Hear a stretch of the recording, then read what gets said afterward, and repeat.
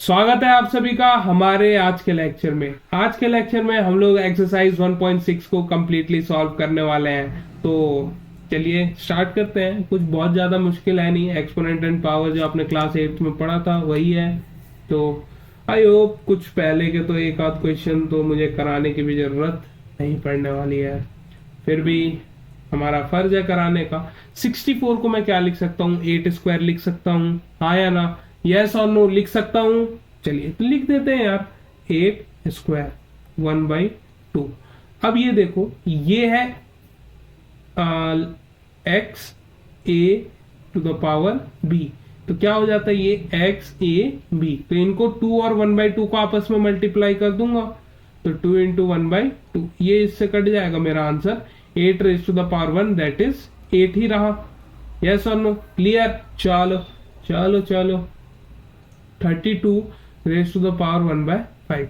अच्छा, अब इसको करने की छोटी सी ट्रिक या फिर ऐसा कहें कि क्वेश्चन में हिंट, एज अ हिंट दिया है। ठीक है, यहाँ पे जो नंबर दिया हुआ है ना, ये 5, तो ये ऐसे सोचना है कि किसी एक नंबर को इतनी बार अगर मैं उसी नंबर से मल्टीप्लाई करूंगा तो मेरे को ये वाला नंबर देखने को मिलेगा, ये 32। ठीक है, तो ऐसा कौन सा नंबर है? एक को मैं अगर 5 बार एक को अब एक ही से 5 बार मल्टीप्लाई करूं तो मेरे को एक मिलेगा। एक को तो कितनी बार भी करे तो एक ही मिलने वाला है।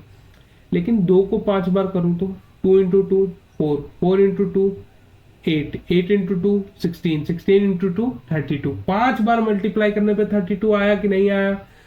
चलो 32 आ गया, तो 2 रेज टू द पावर 5। ठीक है, तो वही है, आपस में मल्टीप्लाई होगा एंड मेरा आंसर मेरा 2 आ जाएगा। ठीक है, अब बचता है मेरा थर्ड पार्ट। क्या रहता है थर्ड पार्ट? हिंट समझ गए? अब लास्ट में 5 है तो यार कुछ कहने की तो जरूरत है नहीं कि इसका आंसर यही होने वाला है, आया ना? तो 3 से 3 कैंसिल आउट हो जाएगा, मेरा 5 आंसर आ जाएगा। क्लियर है? चलिए, अब इसका लेवल 2, एनसीईआरटी का लेवल 2, हमारे लिए तो लेवल कुछ भी नहीं है क्योंकि हमने इससे थोड़े से और एक्सट्रीम लेवल के क्वेश्चन ऑलरेडी कर रखे हैं। अगर आपने वो लेक्चर्स अभी तक नहीं देखे, डायरेक्ट एनसीईआरटी के सोल्यूशन देखना है, तो एक हम्बल रिक्वेस्ट है, प्लीज पहले वो जो हमारे जो पहले के 3 या 4 लेक्चर्स होंगे उसको जरूर देखें। ठीक है, चलिए तो अब आता है सेकंड क्वेश्चन पे। तो सेकंड क्वेश्चन यार, ओ माय गॉड, बहुत टफ नहीं दे दिया एनसीईआरटी?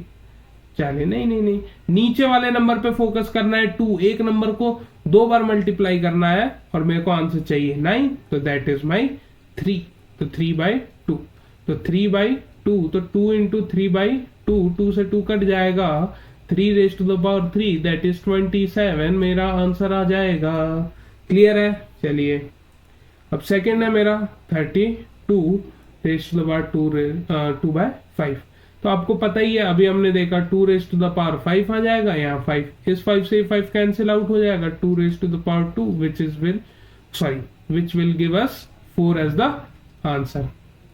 क्लियर है? चलो, अब आता हमारा थर्ड पार्ट। तो थर्ड पार्ट है 16 raise to the power 3/4, raise to the power 3/4, तो 16। अब देखो, अब इसको मैं लिखने के लिए तो 4 का स्क्वायर भी लिख सकता हूं, लेकिन क्या मेरे 4 का स्क्वायर लिखने से आंसर आएगा? मेरे को और एक लेवल एक स्टेप आगे जाना पड़ेगा, और एक स्टेप आगे जाना पड़ेगा कि उसको बाद में 2 का स्क्वायर भी करना पड़ेगा। तो क्यों ना मैं इसको directly 2 raise to the power 4 लिख दूं, ताकि मेरा डिनोमिनेटर कैंसिल आउट हो जाए। डिनोमिनेटर पे फोकस करना है उसको, क्योंकि हमें उड़ाना है, तो उड़ा देंगे, मेरा आंसर आ जाएगा 8। क्लियर? चलिए, तो अब यहाँ पे देखिए फोर्थ पार्ट हमारा है 125 -1/3। तो इसको सॉल्व कीजिए, नीचे फोकस करना है 3, एंड ऑब्वियसली 1 to 5 है, लास्ट में 5 है, तो यही एक ऑप्शन हमारे पास बचता है। ये कैंसिल आउट होगा, 5 इनवर्स आंसर है, तो 1/5 मैं इसको बोल दूंगा कि ये हमें आंसर मिलने वाला है। क्लियर है? चलिए, अब बढ़ते हैं अपने अगले क्वेश्चन पे। Okay, simplify. अब इसमें एक कंसेप्ट और लग रहा है, ए और बी आ जा रहा है, 2 नंबर आ रहे हैं, तो कोई बात नहीं है, पहले तो सिंप्लीफाई करेंगे दोनों को।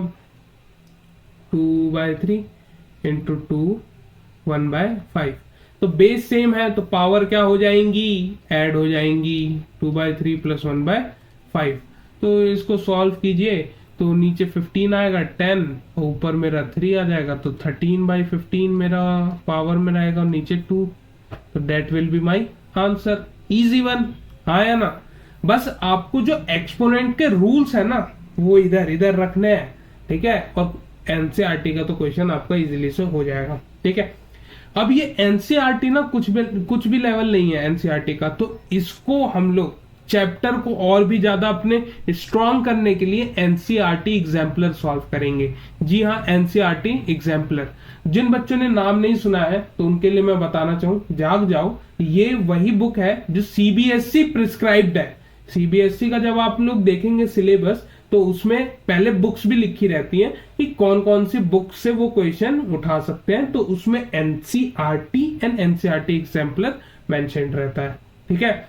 तो आर डी शर्मा बनाइए, आर एस अग्रवाल बनाइए, ठीक है, चाहे कोई भी एनी अदर राइटर्स की आप बुक बना रहे हैं, वेल एंड गुड, लेकिन साथ में एनसीईआरटी एग्जाम्पलर का हर एक प्रॉब्लम सॉल्व करना इज इक्वली इंपॉर्टेंट, ठीक है। उसको आपको जरूर से सॉल्व करना है, ये मैं आपको स्टार्टिंग से ही बता दे रहा हूं, ठीक है। अपने फर्स्ट चैप्टर से हमें सॉल्व करना है एनसीईआरटी एग्जाम्पलर को, ठीक है। चलिए, अब आपने देखा होगा कई बुक में जो बच्चे बना रहे हैं आर डी शर्मा, तो वहां पे ना कोई क्वेश्चन अगर एनसीईआरटी एग्जाम्पलर से उठाया हुआ तो मेंशन रहता है। तो आपको क्यों लगता है वो मेंशन रहता होगा? एनसीईआरटी से उठाया मेंशन रहता है, समझ रहे हो? तो उसकी इंपॉर्टेंस को समझो, एनसीईआरटी और एनसीईआरटी एग्जाम्पलर की इंपॉर्टेंस को समझो, ठीक है। चलो, अब हमारे पास है 1/3 का cube raise to the power 7, ठीक है। तो इसको मैं ऐसे कर सकता हूं क्या, 3 raise to the power -3 and ये 7, तो ये आ जाएगा मेरा 3 raise to the power -21 A B, तो 1/3 रेज टू द पावर 21 मेरा आंसर आ जाएगा। क्लियर? चलो, यहाँ पे कोई डाउट? हमने क्या किया, इसको इनवर्स कर दिया, पॉजिटिव में था हमने नेगेटिव में लिख दिया।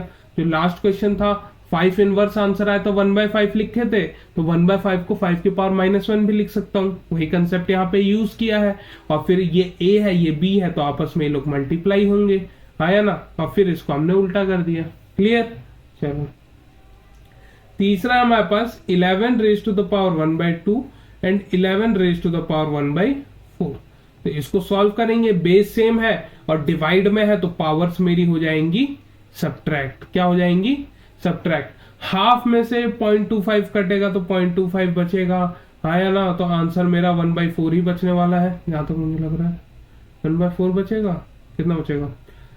एलसीएम लूंगा तो नीचे तो 4 आएगा, 2 माइनस सुनिया, तो 1/4 मेरा यहाँ पे आंसर आ जाएगा। क्लियर है? चलो, अब आते हैं हम लोग अपने फोर्थ पार्ट पे। किस पे आ जाते हैं? फोर्थ पार्ट पे, दैट इज ओके। तो यहाँ पे हमारे बेस डिफरेंट है, तो क्वेश्चन सॉल्व नहीं करेंगे, नहीं, पावर्स पे देखेंगे। क्या करेंगे? पावर्स पे। तो इस केस में पावर्स क्या है? सेम है। पावर्स क्या है? सेम है।